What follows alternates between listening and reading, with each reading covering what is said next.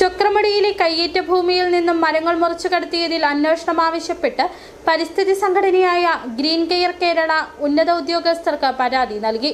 എന്നാൽ നടപടി വൈകുന്ന സാഹചര്യത്തിൽ സർക്കാർ അധികാരത്തിലെത്തുന്നതോടെ മുഖ്യമന്ത്രിയെയും റവന്യൂ വകുപ്പ് മന്ത്രിയെയും നേരിൽ കണ്ട് പരാതി നൽകുമെന്നും ജില്ലാ ജനറൽ സെക്രട്ടറി കെ ബുൾബേന്ദ്രൻ പറഞ്ഞു. ഉദ്യോഗസ്ഥർ സർക്കാർ ഭൂമിയിലെ ലക്ഷങ്ങൾ കൊള്ളയടിച്ച മാഫിയ സംഘത്തിനൊപ്പമാണ് നിലയുറപ്പിച്ചിരിക്കുന്നതെന്നും കെ ബുൾബേന്ദ്രൻ കുറ്റപ്പെടുത്തി.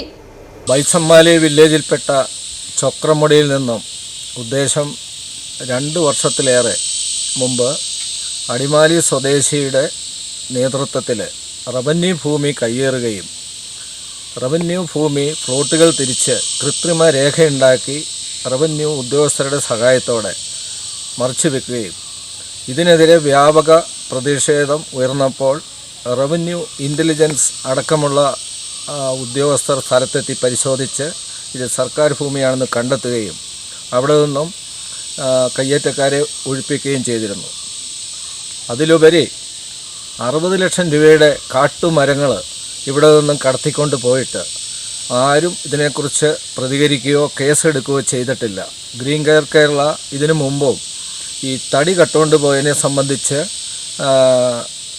ബഹുമാനപ്പെട്ട ജില്ലാ കളക്ടർക്കും റവന്യൂ വിജിലൻസിനും അതുപോലെ ഫോറസ്റ്റ് വിജിലൻസിനും പരാതി കൊടുത്തിരുന്നു.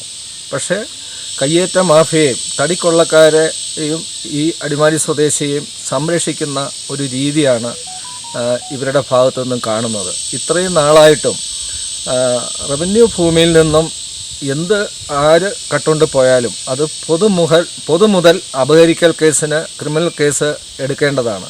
യാതൊരുവിധ നടപടികളും എടുക്കാത്ത ഈ പശ്ചാത്തലത്തിൽ പുതിയ സർക്കാർ അധികാരം ഏൽക്കുന്ന മുറയ്ക്ക് ഞങ്ങൾ ബഹുമാനപ്പെട്ട മുഖ്യമന്ത്രിയെയും അത് നേരിട്ട് കാണുകയും അതുപോലെ നിയമ നടപടികളിലേക്ക് ഞങ്ങൾ നീങ്ങാനും ആണ് ഗ്രീൻ കെയർ കേരള ഉദ്ദേശിക്കുന്നത്.